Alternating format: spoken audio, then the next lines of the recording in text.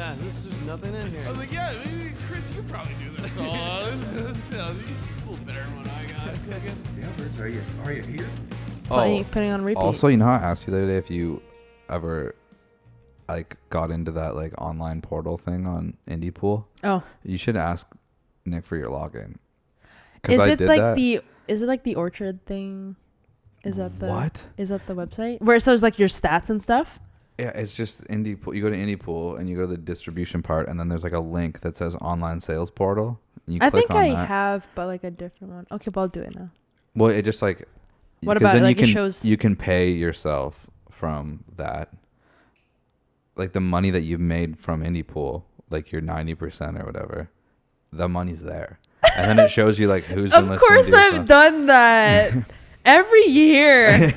I mean, Of I'm sure it's course. a ton of money. We have nothing. in I there, totally, basically. I do it regularly. You don't have to tell me. I do it regularly. I do it all the time. I yeah, think I I'm- pay my band. I think I figured out what we're moving to, though. I think I got that sorted out. Although, because I talked to Cam and then Alex, because Alex handles all that stuff, I guess.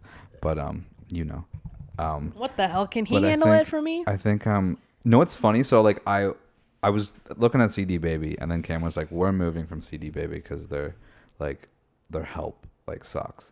So he's like, "We're gonna go to DistroKid." So I was like, "All right, well maybe I'll do that." So I looked into it, and then I like started to sign up, and I stopped. I like didn't sign up, and then they sent me an email on Saturday, and they were like, "Hey, we saw that you were gonna like sign up or whatever. How about we give you like 35% off? You only have 48 hours to do that." And I was like, "All right," and I didn't do it. And then I woke up today with another email, and they were like, "Hey, like we really want you to join DistroKid. Here's 40% off of like the yearly sign up fee or whatever. You only have 48 hours." So I'm like, I wonder how long I could press that to get like. Let me know. More money. Yeah. Alex told me that he like you can sign up for just like the regular one, a mid-tier one that you can have like 2 bands on, or like a label one and you can have like 5 bands on it or whatever. Why don't we just start a label? And Alex said that that's what he did, so I'm sure that's Yeah. like you and Yeah. Dime and then whatever. But what I was concerned about was you can like move all of your catalog to another distribution, but like you could, if you fuck it up, like you could lose everything. So But don't mess it up. Don't mess it up, or you could just like leave what's already out on one distribution where it is, and then move on with another distribution. So like Have it into different. yeah, so like they but would under the same like DistroKid meta, would still whatever. upload stuff to your profile, but like all of your revenue from the EPs or whatever that you put out would still be with Indie Pool or whatever, and then your new revenue would be with another one, which like might be a pain in the ass. But I don't want to risk like we just got 2 songs over 1,000 streams. I don't want to go through that again. Yeah, Yeah. no. Have you ever And then- considered outsourcing? So this is what I want to talk about is because then Yeah. we were talking about Liam earlier, and so I reached out to Liam again because I was looking into like publishers, and then I realized, oh yeah, those can cost a lot of money to get somebody to like push your shit. So I messaged Liam, and then Liam actually was like very helpful with that. But basically, because like Liam was also doing like journalistic work, so he has like the other end of like what publishers will send to him. And the more I thought about it, I'm like, I could reach out to people, but we don't have $500 to $1,000 to pay somebody to like maybe get us an exclaim or whatever. Yeah. Where I'm like, maybe this is like a sign that like we have a single that we believe in, so let's like do the work and put a press release together that like we believe in, and just like grind it out and fucking send it to everybody. And like, because we don't have the connections, and we probably won't get in like a big publication, but I think that like that's something to start trying to talk to managers and stuff. Like they want to see you doing the stuff, and I'm just like, maybe we haven't like paid our dues enough yet. And like we have a product that we are happy with and like are excited about, so this is probably a really good time to start doing that stuff ourselves. And I feel like if you're gonna do that like successfully, you have to be like really well prepared, and you can't rush it. No. Like you can't go like unprepared, even if you're a little bit prepared. No, you have to be there fully prepared, like what's gonna happen. Like you can't just like the people that we've seen, like for example, Texas King, like Yeah. I don't know, it's okay to be quiet for like a couple of years. Mm-hmm.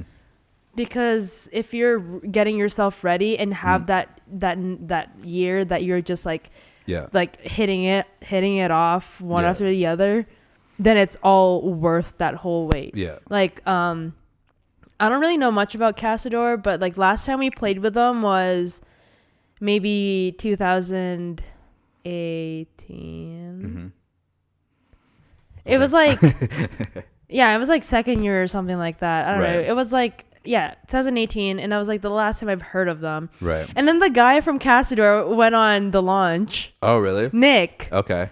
And I guess they were like pretty silent for a while, and then just this last year, they just like I don't know, came out with that single and like press and photos, and they're just like hitting it off, and now they're going on that big ass tour. Yeah. Like, it's okay to be quiet for a while if you know that you're preparing yourself for the future. I guess it's the same for Valley, too. Like, they were quiet for a while. Yeah. And then, like, that whole Maybe album came out, and they're just like, bam. Yeah. And I'm like, I went to freaking high school with these guys. I was in grade 9. Yeah. And they're in grade 12. Yeah. And, yeah, they're the cool kids. But we're in music class together. They know who I am. Yeah. We're also Starbucks family. Yeah. Screw you, everyone that didn't listen to me when I told you to listen to them before. I think that's what I did. Nobody listened to me. We've been pretty. Anyways, we've been pretty silent. Like, we played the Heart Attack Kids release show in November, and we haven't played a show since then. We got offered this show for this past weekend, and I turned it down because I was like, turned down. Yeah, I turned down that show. It was at the. I'm not gonna say too many details. I turned it down only for the reason that it was like it was like 2 weeks to promote it, and we hadn't done anything. And I was like, we're kind of thinking about this single, and I was like, nobody's gonna go to this show. I mean, it's 2 weeks. And I was like, so why come out of this like silence with really nothing to offer? Be like, we're gonna do this show, try to promote it, and then immediately go silent again, and then like a few weeks later be like, hey, we're going to put out this single. Where I was like, I don't want to do anything. I want to just focus on when we come back, like we have something substantial to like offer everybody. Yeah. Ideally. Because like also totally. The other thing too is like nobody's waiting for us to put out music at this point. I am. Okay, and that's cool. I mean, I'm sure there's a handful of people that are like, oh, your mom is that what is it, a cow outside your mom's place? What is it? My parents are together, so it's their place. Yeah. It was a cow. Yeah, a cow is like waiting for that next single. There's no context to that. But the point of that is that like, oh my God. The point of that is just like, you have to make people care about, you have to make people realize like, oh, I didn't even know I wanted this. Here it is or whatever. And so I don't know. The whole thing of that was just like, it would be nice to have a publicist and have somebody try to get you into, but it's like at the end of the day, what is that $500 an investment, or is it essentially going to be thrown away? Because even if we get the best, if somebody just does like a straight up feature, not even like a list, because like the odds would be like you're in some kind of like best of the week list with a bunch of other people, right? Yeah. So say like you got best case scenario to that, like you have to be ready to then capitalize off of that, or it means nothing. Right. And like shows are like, it's not, I haven't booked shows in terms of like reaching out in a long time. And I'm like, I need to do that. Yeah. And that's the other thing is like, other people have been like, oh, looking to like booking agents. And I'm like, I think there's a lot more work that I need to do. Johnny's booking. You need to look into booking wise. Like, I don't know. There's more connections I need to make. Yeah. That way. Like, I don't know. Like our buddies in Ready the Prince, Steve was like, I did all the work for our like comeback single by myself, to the point where I was like, maybe we don't even need management, because that was the thing. If you have connections. Well, then like right after that, after he realized like maybe we're good, somebody reached out and then they got signed to a management company. And he was like, right when I was like, I think we're good. We don't need anybody's help. That's when people then want to help you. Yeah. Because nobody wants to help you if they're like, what are you doing for yourself? Or like, good point. You know? And it's like, that's usually what it is. And I think having like the control of like, okay, it'd be cool to have a manager, but then being like going into that like too early could be. And also, like, detrimental. who is this manager? Yeah.